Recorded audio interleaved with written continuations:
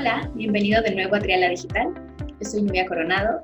El día de hoy tengo el honor de entrevistar a José Luis Díaz.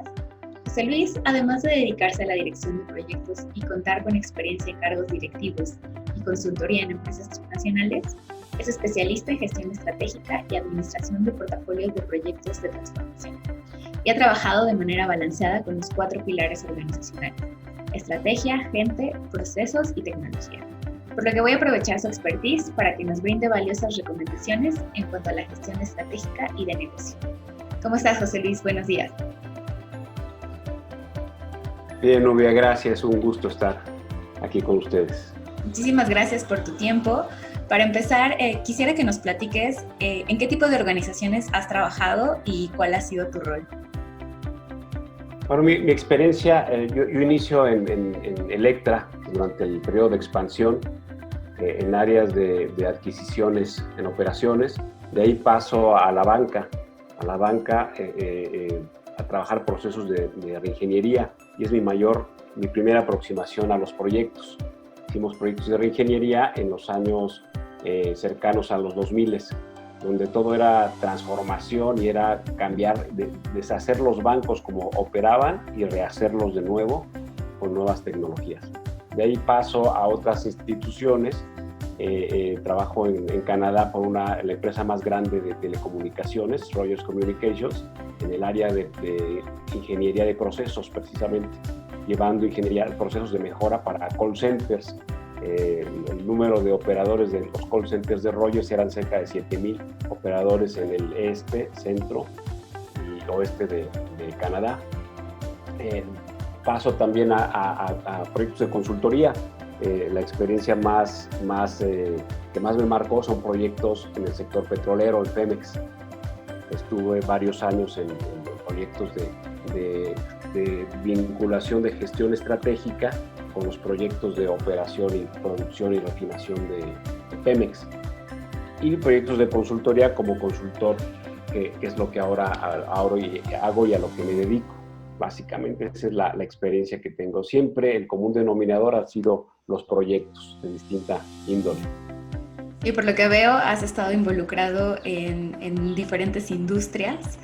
Y bueno, algo de tu experiencia sobre todo es en estos temas de gestión y de planeación estratégica, por lo que una de las preguntas principales, considerando pues el tema que estamos viviendo ahora del COVID-19, las empresas, las organizaciones que hicieron sus planes anuales, seguramente la mayoría no consideraron una situación de tal magnitud, ¿no?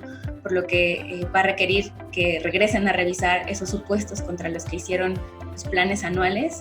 ¿Qué recomendaciones les harías tú a las empresas, a las organizaciones, justamente para ajustar este plan estratégico de acuerdo a esta nueva realidad que estamos viviendo? Así es, y es un tema donde la planeación estratégica cobra importancia, porque sí vivimos tiempos bien especiales, ¿no? Y aunque no son la única vez que la humanidad ha enfrentado una situación de emergencia como esta pandemia, sí es una situación que tiene características. Primero, es una situación inesperada. Sí, no había empresas que estuvieran preparadas. Segunda, es una situación generalizada, afecta a todos. Tercero, en esa afectación de todos, afecta tanto a la demanda. Los clientes no pueden comprar, están disminuyendo sus gastos. Lo único que compran es alimentos, por eso a las cadenas como Walmart, Soriana, Oxxo, 7-Eleven les está yendo muy bien en esta pandemia, pero se suspenden las compras de otros artículos, vehículos, maquinaria, artículos de lujo, pero también afecta a la producción. Las empresas no pueden producir, tienen que cerrar. La industria de la construcción está frenada, por ejemplo. Entonces es una crisis de una magnitud muy importante. Las empresas, en mi opinión, tienen que tener 2 tipos de planeaciones a futuro. La primera es una planeación de respuesta a crisis. Esta planeación de respuesta a la crisis pues debe trabajar y debe fundamentarse en crear comités o un comité de trabajo dedicado a estudiar este tema en particular y tomar las decisiones del día a día. Sin embargo, estas organizaciones no deben olvidar también crear otro grupo, otro comité independiente que vea a largo plazo. Y a largo plazo, quizás estamos hablando que son 3 años, no hablamos de planeaciones de 10 años. Estas empresas que crean estos dos grupos, y sobre todo el segundo grupo de la planeación a 3 años, esa planeación que se va a preocupar por entender la crisis y buscar las oportunidades. Una crisis trae tremendas oportunidades y va a haber empresas que van a salir fortalecidas y van a ocupar mayores participaciones de mercado, van a ser más rentables, aunque parezca paradójico y contradictorio, después de la crisis lo lograrán, si se preparan. Y estos dos comités hay que tenerlos como separados, que no se hable directamente uno con otro. Uno se encarga del comité de crisis, el día a día, y el otro del periodo de 3 años. Y esta planeación tendrá que estar fundamentada, sobre todo la planeación a 3 años, en 3 grandes preguntas que la organización se tiene que plantear. La primera pregunta es: ¿cómo estará siendo impactado mi sector, mi industria? Esto en el contexto de cómo será el impacto global en la economía. Entonces, primero, digamos, economía, sector. La tercera pregunta es entender cuál es mi posición financiera. Las empresas que tengan una posición financiera fuerte podrán incluso comprar inventarios a muy buenos precios, comprar a otras empresas, comprar a sus competidores y hacer otras cuestiones. Las empresas que tengan posiciones financieras débiles tendrán que tomar estrategias de reestructuración, tendrán que reinventarse, tendrán que irse, por ejemplo, a revisar sus productos y sus procesos clave. Tendrán que racionalizar cuáles son sus clientes más rentables y de mayor potencial y dedicarse más a trabajar en conservar la lealtad de este segmento de clientes más rentable. Tendrán que cambiar también la forma en que están innovando sus productos. Seguramente tendrán que crear productos más estándar, con productos reducidos. Tendrán que trabajar muy delicadamente en establecer estrategias de precio que les permitan mantener una rentabilidad muy fuerte sin disminuir la demanda. Y tendrán que trabajar con su gente. La gente va a tener grados de fatiga, grados de desgaste emocional muy fuertes. Entonces hay que entender que la organización no es una máquina que crea ventas y utilidades para el accionista. Además de eso, que claro, lo tiene que hacer, tiene que pensar en sus empleados, en sus clientes, o la función que desempeña a satisfacer y crear productos y servicios para sus clientes, e incluso en la cadena logística de proveedores, no se diga en la comunidad. Tiene que plantearse la empresa ese rol de responsabilidad de todos los involucrados.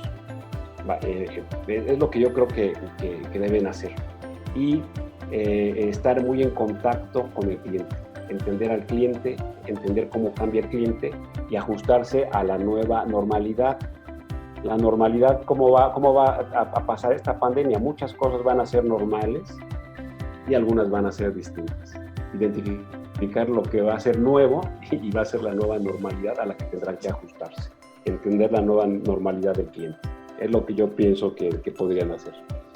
Claro, hace todo el sentido porque partimos de una base en la que las empresas, las organizaciones tienen primero que identificar en qué punto están, ¿no? Conocerse, saber cuáles, como dices, cuáles son esas fortalezas o esa situación financiera en la que están pasando para identificar qué tanto pueden aprovechar estas oportunidades que sí se presentan dentro de la crisis, ¿no? Y justamente para esta preparación, o sea, para que ellos puedan prepararse para tener este plan, ¿qué herramientas recomiendas o qué herramientas se deberían de estar utilizando para la definición de este plan estratégico? Las herramientas de planeación estratégica para el análisis del sector está el acrónimo PESTAL, que significa evaluar el entorno político, económico, social, tecnológico, ambiental y legal, ¿no? PESTAL. Okay. Tendrán que analizar cada uno de estos elementos, tanto en el tema del día a día de la crisis, de respuesta a crisis, y tanto en el tema de la planeación a 3 años. La segunda herramienta que pueden utilizar es el FODA. El FODA quizá es la herramienta más sencilla y más usada en la planeación estratégica a lo largo del mundo. Sin embargo, el FODA puede que en estos tiempos tenga una modificación.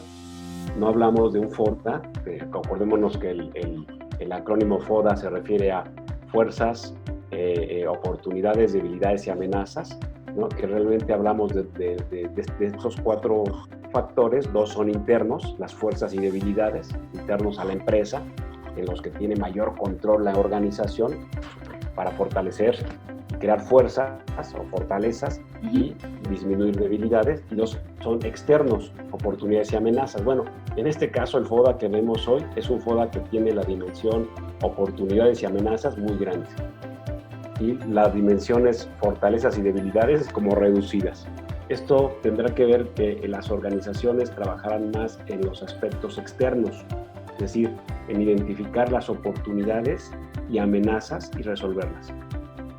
Y respecto a las fortalezas, las empresas tienen que pensar de manera muy importante cuál es su propósito, cuál es su razón de ser, su misión, visión. Y bueno, estas palabras tienen distintas definiciones y matices dependiendo de los distintos autores, pero la función de ser en la sociedad.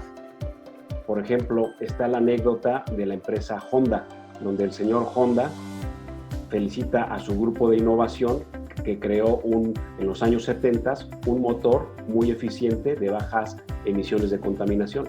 El señor Honda se puso muy contento porque dijo, con eso le ganaremos a los 3 grandes fabricantes de automóviles de Estados Unidos. Y sus ingenieros japoneses pues, no respondieron lo mismo. Dijeron, nosotros lo hicimos por nuestros hijos. El hacer un motor de baja emisión es porque queremos un mundo mejor para nuestros hijos. Y eso además ayuda a vencer y a ganarle ventas a los 3 fabricantes de Estados Unidos, está bien, pero no es el propósito. Comenta la anécdota que el señor Honda se avergonzó, se apenó porque estaba dándose cuenta que lo que él estaba creando para la humanidad, su propósito era algo mayor que simplemente ganar ventas y utilidades a los competidores. Esto es lo que las empresas deben reflexionar. Y número 2, esta reflexión de este propósito debería ayudar a las empresas a enfocarse en lo que hacen bien, en sus competencias clave, procesos clave, y esto definirá sus productos clave, claro, con un entendimiento muy cercano del cliente. Entonces, esos son los pilares que yo creo que debe utilizar la empresa. Habría otra herramienta que esta es nueva. Sí, bueno, recientemente nueva. Esta la impulsa la Escuela Europea de la estrategia del Océano Azul, de Blue Ocean Strategy. Se trata en hacer un mapa donde dividamos todos los 7 u 8 variables que describen a la competencia. Y cada competidor y nosotros mismos nos evaluamos cómo estamos con cada una de las variables en términos bajo, medio o alto. Y de tal manera que esto nos ayuda a entender qué hace el competidor, y es una estrategia de 8 variables, yo sugiero 8 variables, que nos ayuda a lograr la diferenciación. La diferenciación que haga sentido en la propuesta de valor para el cliente. Si nos diferenciamos, las empresas lograrán salir fortalecidas. Son las herramientas que yo sugeriría especialmente utilizar en estos momentos. Pues me acabas de mencionar unas herramientas sumamente interesantes y sumamente poderosas. También como este tema que mencionas sobre que las organizaciones deben de replantearse esa fortaleza, ese diferenciador que tienen contra los competidores, y sobre todo como ese propósito, esa misión por la que se inició un negocio. Creo que tal vez es algo de lo que vamos a aprender sobre todo de esta crisis, ¿no? O sea, el poder replantearnos, el poder tomar una pausa y volver a esas bases para salir fortalecidos, como bien lo mencionas, ¿no? Así es. Ahora, tomando desde la perspectiva de proyectos, ¿cuál crees tú que es una clave para tener éxito al momento de alinear los proyectos con esta planeación estratégica? Así es. Bueno, y esto obviamente está muy conectado con los proyectos. La planeación estratégica, su herramienta más valiosa, y hablamos cuando nos referimos a estrategias transformacionales, es decir, no nos referiríamos a las estrategias incrementales de pequeños cambios.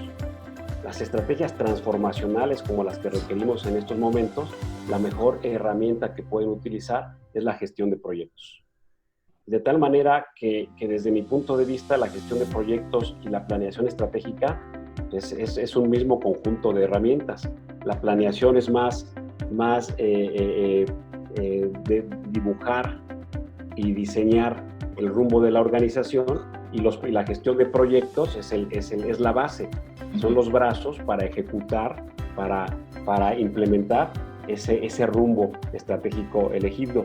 Pero desde mi punto de vista estamos hablando que los proyectos son parte de la planeación y la gestión estratégica. Las organizaciones que desarrollen más capacidades en gestión de proyectos serán más exitosas. ¿Por qué?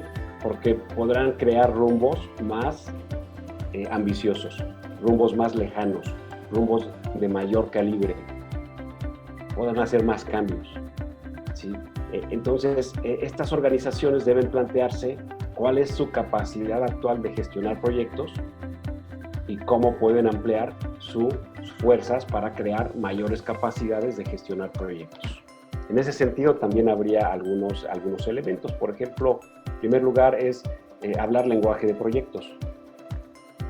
En primer grado, ¿no? Que a un proyecto se refieran como proyecto, al cronograma como cronograma, a la EDT o WBS como etc. Que incorporen aspectos como la gestión de riesgos de proyectos. Son temas elementales. Número 2 sería que fortalezcan y capaciten a su personal de gestión de proyectos para que desarrollen una metodología propia. En tercer lugar, que creen una PMO, una oficina de proyectos. Y la oficina de proyectos, bueno, estamos viendo que estamos viviendo un auge de oficinas de proyectos. Incluso ya no hablamos de la oficina de proyectos de la empresa, hablamos de las oficinas de proyectos. Una PMO en el área de sistemas, una PMO o Project Management Office o oficina de proyectos en el área de producción, en el área de generación de nuevos productos, de innovación, y la que coordina la EPMO, la Strategic Project Management Office, es la oficina de proyectos estratégica que vive, que colabora cercanamente con la alta dirección. Esto lo vemos incluso en ejemplos como Arabia Saudita, con su GPMO. Arabia Saudita crea un ministerio, una especie de Secretaría de Estado, para orquestar todos los proyectos de infraestructura del gobierno, y le llama Government Project Management Office. Entonces ese es un ejemplo de una PMO que ya permea los más altos niveles de gobierno de un país como Arabia Saudita, ¿no? Entonces estas PMOs serán uno de los secretos más importantes para que las empresas se transformen y logren salir airosos de esta crisis. Las PMOs, la característica más importante que hay dentro de una PMO, podemos preguntarnos, bueno, desde mi punto de vista, si yo pudiera resumir en una palabra qué hay en la PMO que la hace exitosa, es la estandarización de una metodología de gestión de proyectos replicable en la organización. Es decir, una empresa que tiene una PMO con metodología estandarizable y replicable será una oficina de proyectos que podrá dar mayores resultados. En el mismo tiempo, los directivos dedicarán menos tiempo y lograrán más resultados. Una empresa que no tenga una PMO estratégica, que no tenga proyectos, pues será una pesadilla, porque administrar proyectos, podrán administrar primero menos proyectos con menos alcance, en más tiempo, con más presupuesto y menos calidad. La PMO pudiera ser la panacea, es decir, un elemento súper clave, muy importante para que las empresas implementen sus estrategias. El rol de la gestión de proyectos es fundamental en las organizaciones y sobre todo en tiempos como los que vivimos. Exactamente, coincido contigo, y es que al final del día los proyectos están derivados por el cambio, ¿no? Y el poder adaptarnos justo a situaciones como esta, la que estamos viviendo, es adaptar las estrategias, adaptar la planificación, el poder movernos más rápido para sacar nuevos productos o dependiendo pues lo que vayamos a querer lograr con estos proyectos. Y como bien dices, teniendo una metodología, teniendo una estructura, teniendo este soporte de un rol como la PMO, de una oficina de proyectos, nos va a permitir dar mejores resultados en los proyectos y hacer más, ¿no? Entonces, muy bien. Por último, ¿qué tanto crees que se van a tener que adaptar todas las organizaciones a la forma de trabajo remoto de aquí en adelante? Pregunta muy interesante. En primer lugar, en mi forma de pensar, las personas ya se dieron cuenta que se puede trabajar de forma remota. En primer lugar, va a haber una recomposición de lo que es la industria de los inmuebles y oficinas corporativas. Ya no se van a requerir tantas oficinas corporativas. Claro.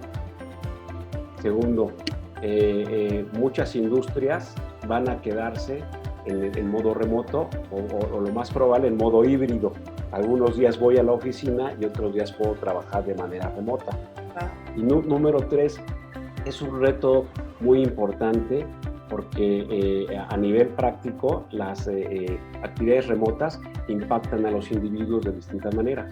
En un estudio reciente dentro del ambiente de la pandemia del COVID, el IES en Barcelona, esta escuela de negocios española, hace un análisis y descubre que hay 3 tipos de individuos que se ven impactados. Primero es el individuo de pareja, que vive en pareja sin hijos. Tienen un cierto impacto. Para el segundo grupo es las parejas que tienen hijos, donde se dibuja la barrera entre estoy trabajando o estoy jugando y causa ciertos conflictos en la familia. Y el tercer grupo, principalmente en los países desarrollados, que es muy grande, es el de personas solas. Los 3 grupos tienen necesidades y situaciones distintas respecto al trabajo. Entonces, las empresas deben entender que pueden estar trabajando de manera remota con cualquiera de estos 3 tipos de empleados y crear una serie de recomendaciones, ¿no?, que pueden hacer. Crear horarios, mucha comunicación electrónica, protocolos, empezar a trabajar en objetivos, no en actividades, en fechas límites y tener comunicación muy extensa para lograr esa colaboración. El mayor reto, comentan en este estudio del IES, el mayor reto es evitar el disengagement, es decir, la falta de compromiso del empleado. Porque un empleado en casa puede estar menos comprometido en el trabajo, porque tendrá otras prioridades, que es el refrigerador, la televisión, los hijos, etcétera. Pero todas estas cuestiones que estamos aprendiendo serán el futuro, ¿no? Las empresas, la mayor parte, yo pensaré, que empezarán a incorporar una forma híbrida de trabajo. Parte de trabajo en casa, parte de trabajo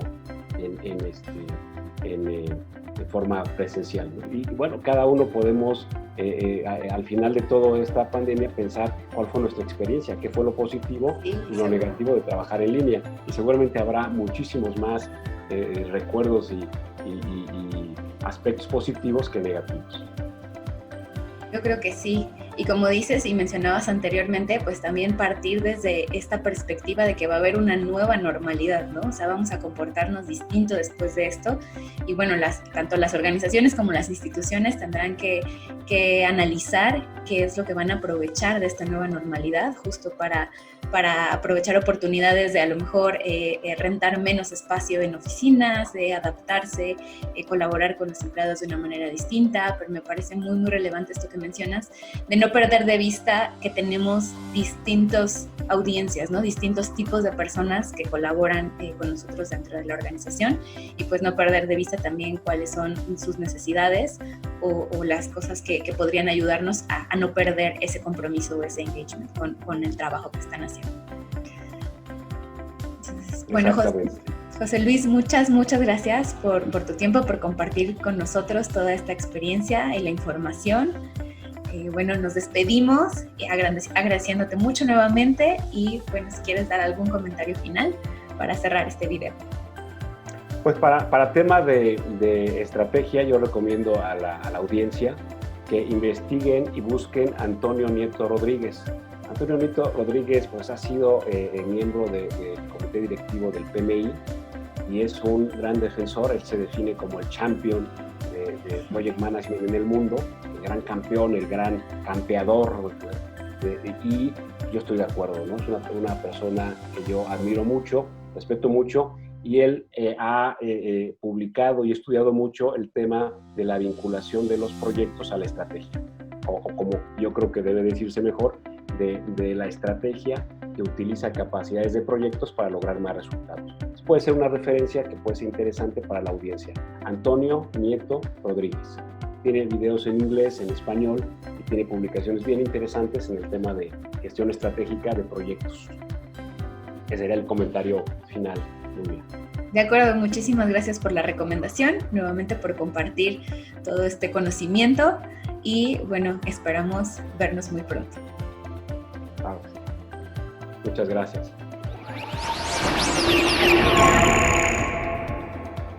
Si quieres seguir recibiendo información valiosa sobre administración de proyectos, suscríbete al canal y activa la campanita para que no te pierdas de nada. Nos vemos pronto.